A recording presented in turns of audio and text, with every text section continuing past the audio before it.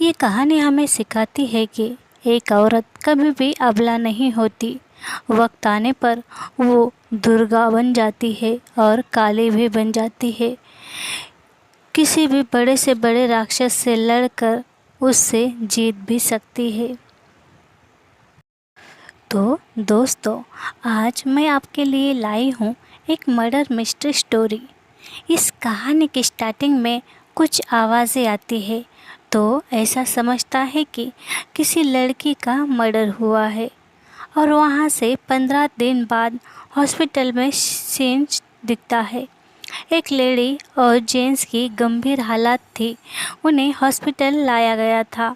Police जांच करने आती है तो ये समझता है कि वो दोनों पेशेंट राम और सीमा है।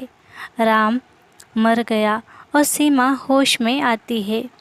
उसने अपना पति और बेटी खोई थी। वो बहुत रोती है। अब दिखाया जाता है हॉस्पिटल में पुलिस आई है जो सीमा का बयान ले रही है। जॉली पुलिस हवलदार जॉली से कहता है, पहाड़ी से सेल्फी लेते हुए गिर गए दोनों।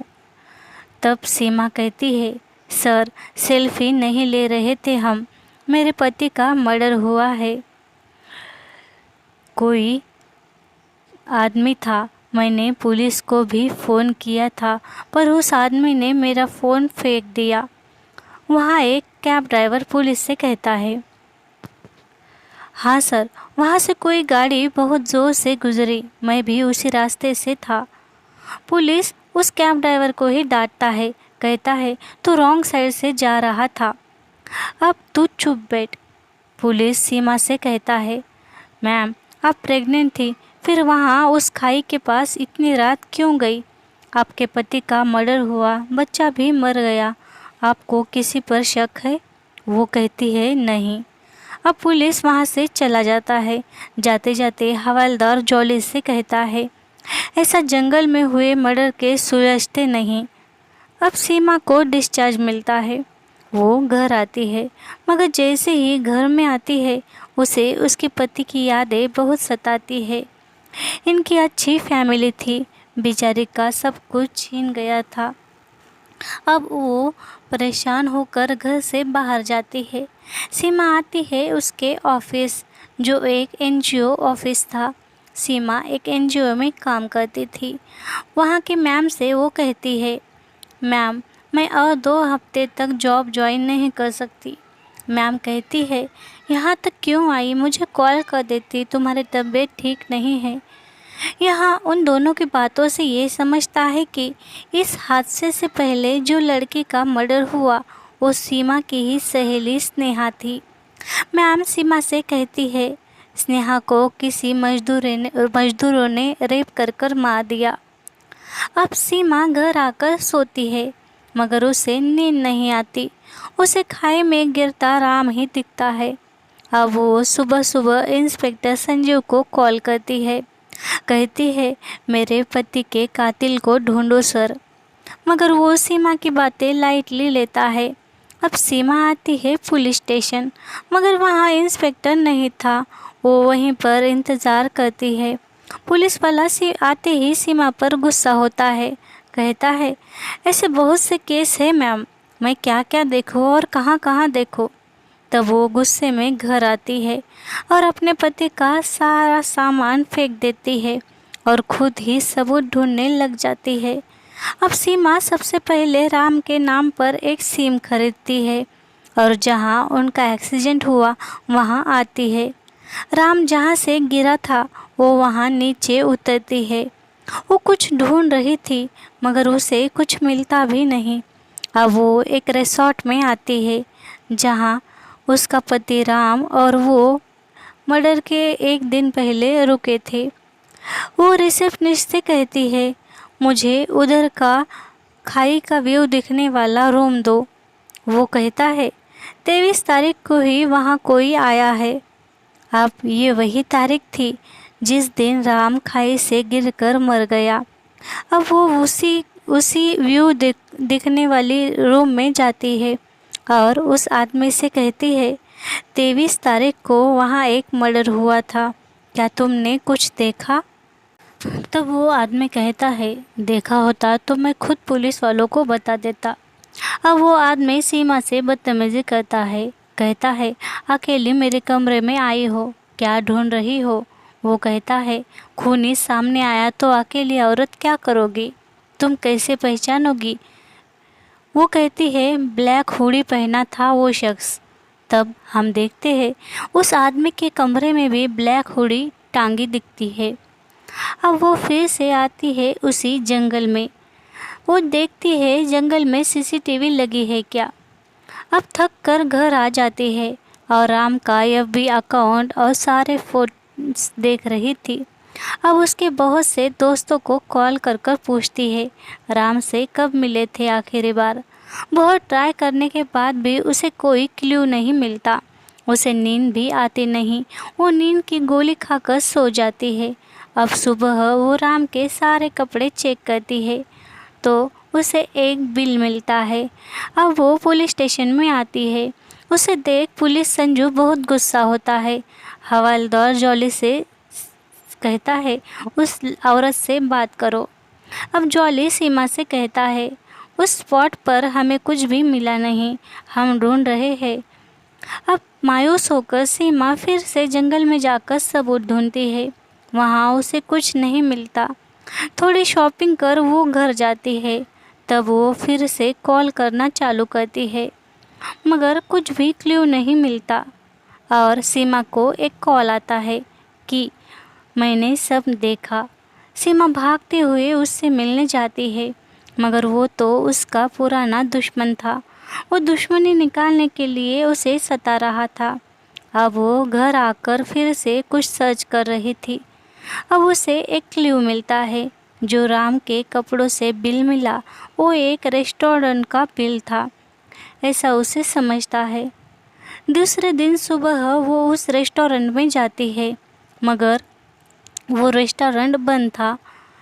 वहाँ एक आदमी मिलता है जो कोई ड्रग सप्लायर था। वो उसे टालते हुए वहाँ से जाने लगती है। तभी उसे एक कॉल आता है। फ़ोन के कवर पर राम की फ़ोटो देख। वो आदमी कहता है, इसने भेजा है क्या आपको? 15-20 दिन पहले ही ये आया था मेरे पास। 5 पैकेट मांग रहा था, मगर उसके पास पैसा थोड़ा कम था। अब क्लब में उड़ा के आ गया होगा पैसा, तो ड्रग्स के लिए कैसे बचेगा? तभी सीमा कहती है, क्या यही आदमी था? क्लब से आया था तुम्हें कैसे पता? तब वो ब्रोकर कहता है, 22 तारीख को उसके हाथ पर इग्नाइट क्लब का टैटू देखा था मैंने। अब सीमा आती है उस क्लब में और ट्विटर से किसी रोहन का नंबर लेती है और वो सेव कर कर अंदर जाती है। भोली भाली दिखने वाली सीमा वॉशरूम में जाकर कुछ यूँ गेटअप करती है कि एकदम से मॉडर्न बन जाती है और मैनेजर से मिलना है कहकर मैनेजर से बात करती है। कहती है, 22 तारीख का सीसीटीवी फुटेज देखना है। मैनेजर फुटेज दिखाने से इनकार करता है, मगर बहुत ही चालाकी से सीमा उसे फंसाती है। अब वो मैनेजर के साथ जाकर सीसीटीवी फुटेज देख रही थी। वो देखती है राम वहाँ उस रॉकी के साथ था। किसी वेटर से उसका झगड़ा भी हुआ था। सीमा उस वेटर से मिलती है। अब इधर एक आदमी किसी को कॉल करता है, कहता है, एक लड़की आई है जो रॉकी सर के बारे में पूछ रही है। तब वो आदमी कहता है, उसे लेकर अभी के अभी मेरे पास आओ। अब वो आदमी सीमा को धमकाने उसके पीछे आता है। तब वो उस पर स्प्रे छिड़कती है और उसका मोबाइल लिए बहुत चालाकी से वहाँ से भागती है। यहाँ वो एक होटल में आती है। उस वेटर ने दिए इन्फॉर्मेशन में जो लड़की थी, यानी जो कॉल गर्ल थी, जो रॉकी हमेशा उससे मिलने आता था, उससे मिलने सीमा आती है और उसके पास से रॉकी की इन्फॉर्मेशन निकालती है।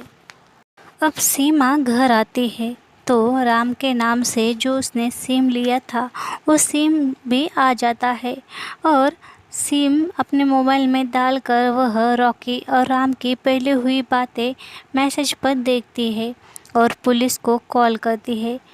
हवलदार जॉली उसके घर आता है तो वो उसे सब बताती है। कहती है, सर देखो यह रॉकी है, इसके साथ 22 तारीख को राम का झगड़ा हुआ था। इसने ही 23 को राम का मर्डर किया और 24 तारीख को बैंकॉक भाग गया। ये वही रहता है। अब हवलदार कहता है, मैम हम इसे इस बुनियाद पर अरेस्ट नहीं कर सकते, हमें और सबूत चाहिए।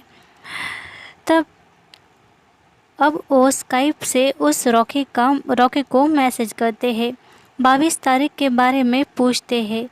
तब वो डर जाता है, उसकी बातों से लगता है राम का मर्डर उसी ने किया। अब ये दोनों रॉकी के पीछे पड़ते हैं। उसकी गाड़ी की फ़ोटो देख जॉली सीमा से कहता है, मैम यही गाड़ी थी क्या मर्डर वाली रात? तब वह कहती है, नहीं, हेडलाइट चालू थी तो मुझे कुछ दिखा नहीं। मेरा मोबाइल वहाँ ढूंढने गई थी मैं, कुछ मिला भी नहीं। तब जॉली कहता है, उसका डीएनए मिल सकता है क्या? राम के कपड़ों से हम रॉकी का डीएनए देखेंगे। अब सीमा फ़ोन ढूंढने जाती है और उसे मिल जाता है। अब रॉकी ने भेजे आदमी यानी उसी क्लब का मैनेजर और क्लब से उसका पीछा करता आया आदमी सीमा को ढूंढ लेते हैं। वह लोग सीमा के पीछे पड़े थे। अब जब सीमा घर आती है तो उसके घर का सामने बहुत से पुलिस थे, क्योंकि सीमा के घर में सब तोड़ फोड़ की गई थी। पुलिस सीमा से पूछते हैं, तुम्हें किसी पर शक है क्या? तब वो कहती है, शायद ये राम के खूनी ने ही करवाया होगा। अब पुलिस वाले सब छानबीन कर घर ठीक ठाक करते हैं। तभी जॉली सीमा का फ़ोन देखता है। कहता है, मैम आपको मोबाइल मिल गया? मुझे नहीं बताया आपने। अच्छा जाने दो, मैं अभी रॉकी के फ्लैट पर जाता हूँ। तब सीमा कहती है, मैं भी आती हूँ। और अब वो दोनों रॉकी के फ्लैट पर आते हैं। जॉली रॉकी की गाड़ी देखता है और सीमा से आकर कहता है, गाड़ी सर्विस कर ली उसने, कुछ नहीं दिख रहा। अब वो कहता है, मैम सर्विसिंग की गई गाड़ियों की जांच करता हूँ। अब जॉली कहता है, मैं गांव जा रहा हूँ, कल मेरी एंगेजमेंट है। अब ज्वेलर्स की दुकान पर आती है सीमा। तभी जॉली का कॉल आता है। वो कहता है, सर्विस सेंटर की मैंने लिस्ट निकाली है, अब आकर जांच करूँगा। सीमा के घर के बाजू शादी थी। वो शादी की बारात में रुकी थी। तभी उस पर कोई चाकू से हमला करता है, मगर हमला करने वाला मिलता नहीं। अब एक बूढ़ा उसे हॉस्पिटल ले जा रहा था, मगर सीमा कहती है, मुझे हॉस्पिटल नहीं पुलिस स्टेशन ले चलो, मैं ठीक हूँ। अब वो पुलिस स्टेशन आती है। इंस्पेक्टर संजू उसे हॉस्पिटल लाता है और उससे कहता है, मैम आपने खूनी को ढूंढ लिया, ऐसा पता चला है मुझे। तब वो कहती है, हाँ रॉकी, क्लब में रॉकी और राम का झगड़ा हुआ था। उसी ने मेरा फ़ोन भी छीन कर फेंक दिया था। इस पर उसके हाथों के निशान थे और ये अंगूठी भी रॉकी की है। संजू कहता है, मैम आप तो बहुत टैलेंटेड हो, मैं चाय पीकर आता हूँ। अब संजू बाहर आकर रॉकी के बाप को कॉल करता है और ये सब बताता है। अब संजू को उसका बाप खरीद लेता है। सारे सबूत रॉकी की ओर इशारा कर रहे थे। तब रॉकी का बाप कहता है, उस लड़की को भी मार दो। संजू कहता है, सर मारना क्यों? अगर मारना है तो और 4-5 लोगों को मारना होगा, क्योंकि ये केस बहुत फैल चुका है। मैं कुछ सेटलमेंट करता हूँ, मुझे 70 लाख रुपए दे दो। अब पुलिस सीमा के पास आकर उसे कहता है, मैडम राम ने रॉकी से 70 लाख उधार लिए थे। अब हम उस पर केस करें तो उसे 70 लाख आपको देने होंगे। आपके पास है इतने पैसे? एक काम करो, 10 लाख रुपए ले लो और रॉकी को छोड़ दो। संजू सीमा से कहता है कॉम्प्रोमाइज़ करो। तब सीमा कहती है हाँ मैं कॉम्प्रोमाइज़ करती हूँ, मगर एक बार रॉकी से मिलना चाहती हूँ। अब पुलिस रॉकी के बाप को कहता है रॉकी को भेजो, वो औरत नहीं मान रही, मैं उसका ख्याल रखूँगा। अब दूसरे दिन जॉली आता है सीमा के घर और उससे कहता है मैम यहाँ मेरे पीछे बहुत कुछ हुआ। और यहाँ जॉली एक सस्पेंस खोलता है, कहता है मैम उस फ़ोन पर अचानक फिंगरप्रिंट कैसे आए? मैंने जब रॉकी की कार देखी तब उस पर डेंट नहीं था और मिट्टी भी नहीं थी, फिर वो अभी कैसे आई? उस कार पर मिट्टी आपने ही डाली। मैं रॉकी के फ्लैट से गया, तब आप वहां गई, आपने रॉकी के फ्लैट से उसके फिंगरप्रिंट लिए और फ़ोन पे लगवाए। उसके काले काले कोट में आपने आपके बाल छोड़ दिए और जूते पे उसी जगह की मिट्टी लगाई। आपने ही उसकी गाड़ी पर डेंट किया और ज्वेलर से आपने रॉकी के अंगूठी की जैसी सेम अंगूठी बनाई। आप पर 2 बार हमला हुआ पर फिर भी आप बच गई, क्योंकि हमला आपने ही करवाया। आपके घर का सामान भी आपने ही फेंका। तब सीमा कहती है एक मामूली से चोर ने मेरी मदद की, जो रॉकी के आदमी का फ़ोन था। हाँ मुझे पता है वो ही खूनी है, इसलिए मैंने ही सबूत बनाए। आप लोग मेरी मदद नहीं कर रहे थे तो मुझे ही कुछ करना था। इतना कहकर वो घर से बाहर जा रही थी। अब जॉली जूस पीता है तो ये पता चलता है कि सीमा ने जूस में नींद की गोली मिलाई थी। जॉली जूस पीते ही सो जाता है। अब इधर सीमा आती है रॉकी से मिलने। रॉकी और सीमा को मिलवाने के लिए इंस्पेक्टर संजू ने ही एक जगह ढूंढी थी। अब सीमा को वहाँ देखकर इंस्पेक्टर संजू रॉकी से कहता है अगर वह औरत कुछ करे तो टेबल के नीचे मैंने गन छुपा दी है, सीधे गोली चला देना।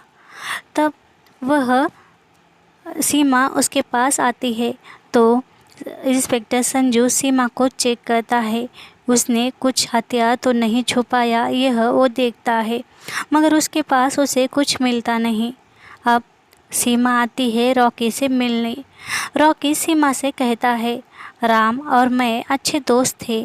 राम तुम्हारे बारे में बहुत बोलता था, उसने मेरे बारे में तुम्हें कुछ कहा नहीं होगा, क्योंकि मैं उसका बुरे कामों का साथी था, इसलिए उसने तुम्हें मेरे बारे में नहीं बताया होगा। अब सीमा कहती है तुमने राम को नहीं मारा, मैंने ही तुम्हारे खिलाफ झूठे सबूत बनाए। अब हमें यहाँ ये समझता है कि सीमा बहुत ही शातिर थी। सीमा रॉकी से कहती है वहाँ क्लब में मैंने तुम्हारा और वेटर का झगड़ा हुआ ये समझ लिया, पर मैंने ही उस वेटर से कहा कि वो सबसे कहे तुम्हारा और राम का झगड़ा हुआ। रॉकी कहता है ये सब तुमने क्यों किया? वो कहती है तुमने राम को नहीं मारा, मगर मैंने तुम्हें मारने के लिए ये सब खेल खेला। वो कहता है मुझे क्यों मारना है तुम्हें? तब सीमा कहती है क्योंकि तुमने स्नेहा का रेप कर मर्डर किया। तब रॉकी कहता है राम के असली कातिल को ढूंढने में मैं तुम्हारी मदद करता हूँ, प्लीज़ मुझे जाने दो। तब रॉकी कहता है स्नेहा का रेप और मर्डर हम दोनों ने किया, राम और मैंने। अब हमें यहाँ ये समझता है कि राम और रॉकी ने स्नेहा को घर छोड़ने के बहाने जंगल के रास्ते ले गए और उन्होंने उसका रेप किया और उसे मार दिया। रॉकी का बाप पुलिस वालों को साथ मिलकर ये इल्ज़ाम मजदूरों पर लगाता है। अब सीमा बहुत रोती है और रॉकी हंसता है, कहता है तेरा पति भी एक रेपिस्ट था, उसे कैसे मारेगी? वो तो अब जिंदा ही नहीं, वो अगर जिंदा होता तो क्या तू उसे मार देती? तब सीमा यहाँ और एक सस्पेंस खोलती है। वो रॉकी से कहती है राम का कातिल कोई और नहीं, मैं ही हूँ।